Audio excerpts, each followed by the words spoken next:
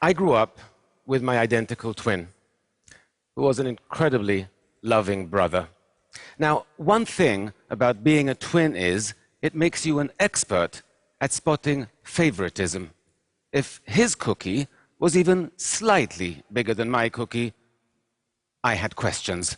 And clearly, I wasn't starving. When I became a psychologist, I began to notice favoritism of a different kind. And that is how much more we value the body than we do the mind. I spent 9 years at university earning my doctorate in psychology, and I can't tell you how many people look at my business card and say, "Oh, a psychologist, so not a real doctor." As if it should say that on my card.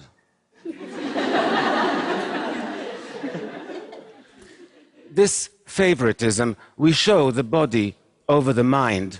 I see it everywhere.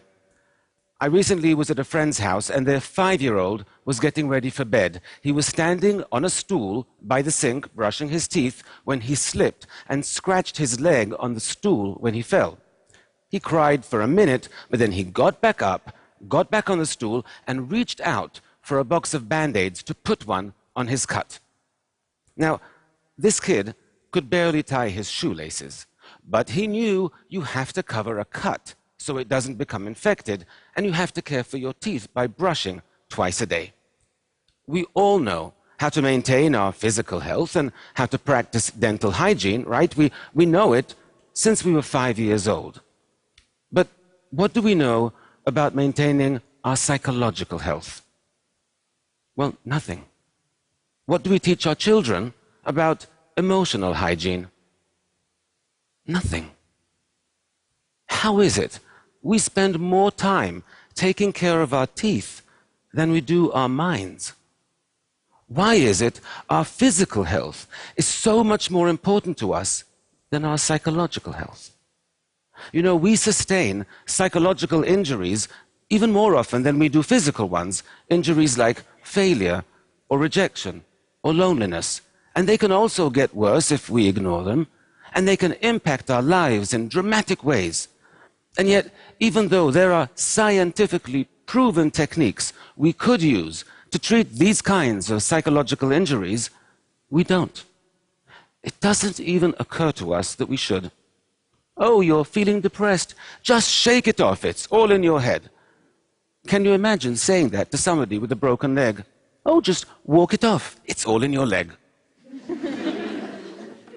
It is time we close the gap between our physical and our psychological health. It's time we made them more equal, more like twins. Speaking of which, my brother is also a psychologist, so he's not a real doctor either. We didn't study together, though. In fact, the hardest thing I've ever done in my life is move across the Atlantic to New York City to get my doctorate in psychology. We were apart then for the first time in our lives, and the separation was brutal for both of us. But while he remained among family and friends, I was alone in a new country. We missed each other terribly, but international phone calls were really expensive then, and we could only afford to speak for 5 minutes a week. When our birthday rolled around, it was the first we wouldn't be spending together. We decided to splurge, and that week we would talk for 10 minutes. I spent the morning pacing around my room, waiting for him to call, and waiting, and waiting. But the phone didn't ring. Given the time difference, I assumed, okay, he's out with friends, he'll call later. There were no cell phones then. But he didn't. And I began to realize that after being away for over 10 months, he no longer missed me the way I missed him. Now, I knew he would call in the morning, but that night was one of the saddest and longest nights of my life. I woke up the next morning. I glanced down at the phone, and I realized I had kicked it off the hook when pacing the day before. I stumbled out of bed, I put the phone back on the receiver, and it rang a second later, and it was my brother. And boy, was he pissed. It was the saddest and longest night of his life as well. Now, I tried to explain what happened, but he said, I don't understand. If you saw I wasn't calling you, why didn't you just pick up the phone and call me? He was right.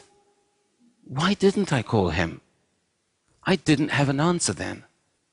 But I do today, and it's a simple one. Loneliness.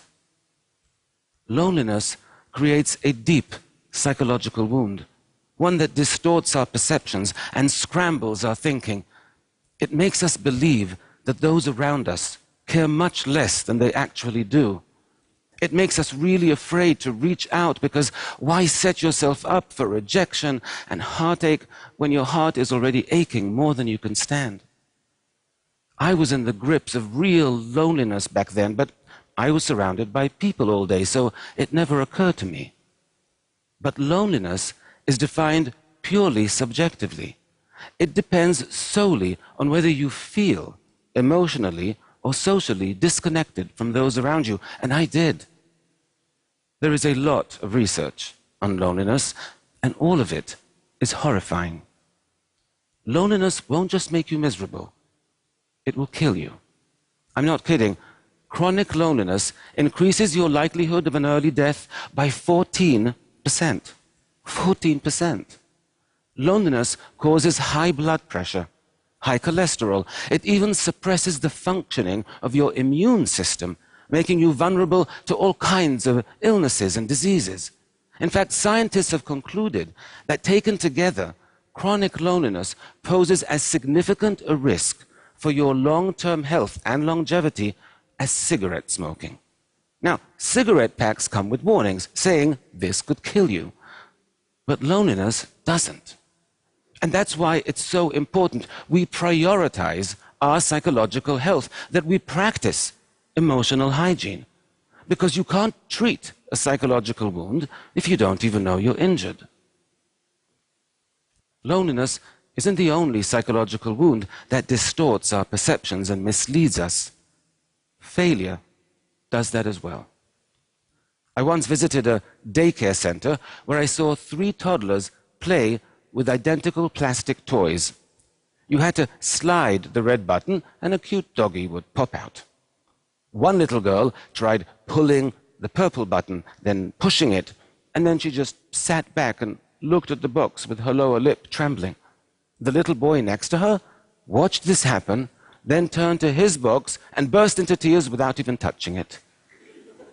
Meanwhile, another little girl tried everything she could think of until she slid the red button, the cute doggy popped out, and she squealed with delight. So, 3 toddlers with identical plastic toys, but with very different reactions to failure. The first 2 toddlers were perfectly capable of sliding a red button. The only thing that prevented them from succeeding was their mind tricked them into believing they could not. Now, adults get tricked this way as well all the time. In fact, we all have a default set of feelings and beliefs that gets triggered whenever we encounter frustrations and setbacks. Are you aware of how your mind reacts to failure? You need to be. Because if your mind tries to convince you you're incapable of something and you believe it, then like those 2 toddlers, you'll begin to feel helpless and you'll stop trying too soon, or you won't even try at all. And then you'll be even more convinced you can't succeed. You see, that's why so many people function below their actual potential. Because somewhere along the way, sometimes a single failure convinced them that they couldn't succeed, and they believed it. Once we become convinced of something, it's very difficult to change our mind. I learned that lesson the hard way when I was a teenager with my brother. We were driving with friends down a dark road at night when a police car stopped us. There had been a robbery in the area and they were looking for suspects. The officer approached the car and he shined his flashlight on the driver, then on my brother in the front seat, and then on me, and his eyes opened wide and he said, "Where have I seen your face before?" And I said, "In the front seat." But that made no sense to him whatsoever, so now he thought I was on drugs. So he drags me out of the car, he searches me, he marches me over to the police car, and only when he verified I don't have a police record could I show him I had a twin in the front seat. But even as we were driving away, you could see by the look on his face, he was convinced that I was getting away with something. Our mind is hard to change once we become convinced. So it might be very natural to feel demoralized and defeated after you fail, but you cannot allow yourself to become convinced you can't succeed. You have to fight feelings of helplessness. You have to gain control over the situation. And you have to break this kind of negative cycle before it begins. Our minds and our feelings, they're not the trustworthy friends we thought they were. They're more like a really moody friend who can be totally supportive one minute and really unpleasant the next. I once worked with this woman who, after 20 years of marriage and an extremely ugly divorce, was finally ready for her first date. She had met this guy online, and he seemed nice, and he seemed successful, and most importantly, he seemed really into her. So she was very excited. She bought a new dress, and they met at an upscale New York City bar for a drink. 10 minutes into the date, the man stands up and says, "I'm not interested," and walks out. Rejection is extremely painful. The woman was so hurt she couldn't move. All she could do was call a friend. And here's what the friend said. "Well, what do you expect? You have big hips, you have nothing interesting to say. Why would a handsome, successful man like that ever go out with a loser like you?" Shocking, right, that a friend can be so cruel. But it would be much less shocking if I told you it wasn't the friend who said that. It's what the woman said to herself. And that's something we all do, especially after a rejection. We all start thinking of all our faults and all our shortcomings, what we wish we were, what we wish we weren't. We call ourselves names, maybe not as harshly, but we all do it. And it's interesting that we do, because our self-esteem is already hurting. Why would we want to go and damage it even further? Right? We wouldn't make a physical injury worse on purpose. You wouldn't get a cut on your arm and decide, "Oh, I know, I'm going to take a knife and see how much deeper I can make it." But we do that with psychological injuries all the time. Why? Because of poor emotional hygiene. Because we don't prioritize our psychological health. We know from dozens of studies that when your self-esteem is lower, you are more vulnerable to stress and to anxiety, that failures and rejections hurt more, and it takes longer to recover from them. So when you get rejected, the first thing you should be doing is to revive your self-esteem, not join Fight Club and beat it into a pulp. When you're in emotional pain, treat yourself with the same compassion you would expect from a truly good friend. We have to catch our unhealthy psychological habits and change them. And one of the unhealthiest and most common is called rumination. To ruminate means to chew over. It's when your boss yells at you, or your professor makes you feel stupid in class, or you have a big fight with a friend, and you just can't stop replaying the scene in your head for days, sometimes for weeks on end. Now, ruminating about upsetting events in this way can easily become a habit, and it's a very costly one. Because by spending so much time focused on upsetting and negative thoughts, you are actually putting yourself at significant risk for developing clinical depression, alcoholism, eating disorders, and even cardiovascular disease. The problem is, the urge to ruminate can feel really strong and really important, so it's a difficult habit to stop. I know this for a fact, because a little over a year ago, I developed the habit myself. You see, my twin brother was diagnosed with stage 3 non-Hodgkin's lymphoma. His cancer was extremely aggressive. He had visible tumors all over his body. And he had to start a harsh course of chemotherapy. And I couldn't stop thinking about what he was going through. I couldn't stop thinking about how much he was suffering. Even though he never complained, not once. He had this incredibly positive attitude. His psychological health was amazing. I was physically healthy, but psychologically I was a mess. But I knew what to do. Studies tell us that even a 2-minute distraction is sufficient to break the urge to ruminate in that moment. And so each time I had a worrying, upsetting, negative thought, I forced myself to concentrate on something else until the urge passed.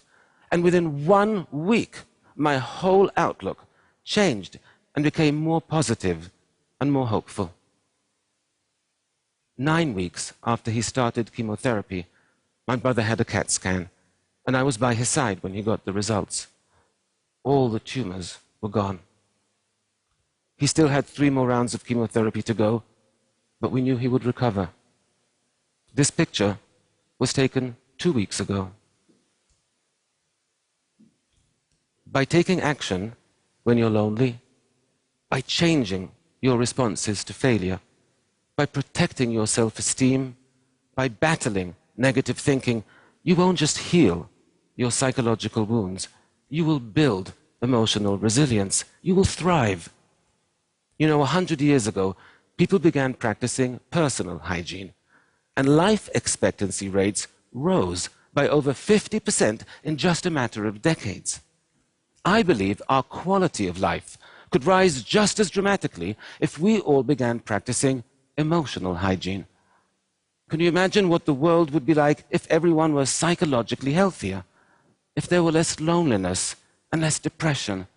If people knew how to overcome failure? If they felt better about themselves and more empowered? If they were happier and more fulfilled? I can, because that's the world I want to live in. And that's the world my brother wants to live in as well. And if you just become informed and change a few simple habits, well, that's the world we can all live in. Thank you very much.